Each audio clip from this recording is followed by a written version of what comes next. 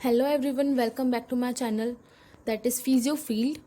I am starting with the new topic that is mechanical principles used in physiotherapy.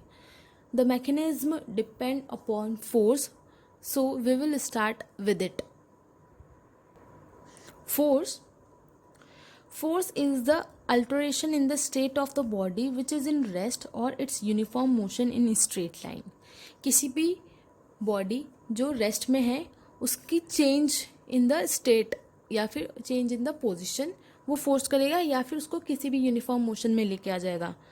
ठीक है, तो आप force को मैग्नीट्यूड और डायरेक्शन से रिप्रेजेंट करते हैं. मैग्नीट्यूड पेपर पर लेंथ ऑफ एन एरो से डिटरमाइन करते हैं और जो डायरेक्शन है वो डायरेक्शन ऑफ एन एरो से डिटरमाइन करते हैं. तो फोर्स को डिफरेंट केसेस में देखते हैं. सबसे फर्स्ट केस, दो फोर्स सेम डायरेक्शन में कॉमन पॉइंट पे वर्क कर रहे हैं तो क्या होगा, जो बॉडी है वो उसी डायरेक्शन में मूव होगी जिस डायरेक्शन में फोर्स वर्क कर रहे हैं. बट जो मैग्नीट्यूड है उन फोर्स का वो दोनों ऐड हो जाएंगे तो द रिजल्टेंट फोर्स जो होगा वो F1 प्लस F2 होगा. ठीक है. सेकेंड केस होगा, the equal forces common point पे अपोजिट डायरेक्शन में वर्क करेंगे तो जो बॉडी है वो इक्विलिब्रियम स्टेट में रहेगी. ठीक है, बॉडी मूव नहीं होगी, दोनों तरफ से इक्वल फोर्स लग रहा है और अपोजिट डायरेक्शन में लग रहा है. थर्ड केस में क्या होगा, two unequal forces common point पे अपोजिट डायरेक्शन में वर्क कर रहे हैं तो ये बॉडी है उस पर F1 फोर्स इस डायरेक्शन में वर्क कर रहा है जिसका मैग्नीट्यूड ज़्यादा है और F2 फोर्स इस डायरेक्शन में वर्क कर रहा है जिसका मैग्नीट्यूड कम है. तो जो बॉडी मूव होगी वो जिस तरफ मैग्नीट्यूड ज़्यादा है उस डायरेक्शन में मूव होगी. तो इट मीन्स इस बॉडी इस डायग्राम में F1 डायरेक्शन में बॉडी मूव होगी.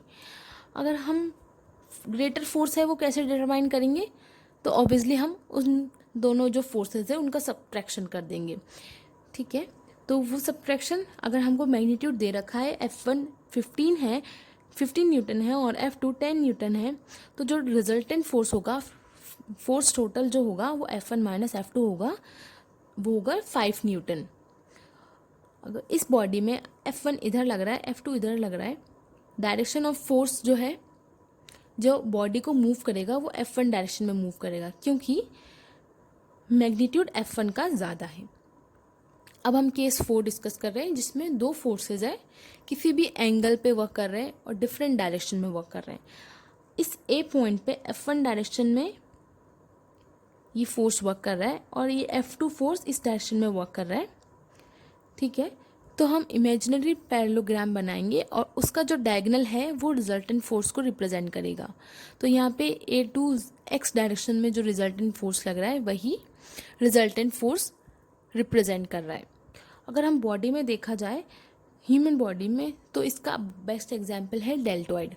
अगर डेल्टॉइड मसल का हमको एनाटॉमी पता है तो जैसे वो अबडक्शन करवाता है, अबडक्शन मतलब साइड में अपना हाथ उठाना, तो suppose this is deltoid F1 direction में मतलब F1 फोर्स जो लग रहा है वो F1 डायरेक्शन में लग रहा है. ऑब्वियसली मैं दोनों टर्म्स एक ही टर्म से रिप्रेजेंट कर रही हूँ. F1 डायरेक्शन में जो फोर्स लग रहा है और F1 फोर्स जो लग रहा है. ठीक है, मैग्नीट्यूड और डायरेक्शन दोनों रिप्रेजेंट कर रही हूँ मैं इसी एक टर्म से.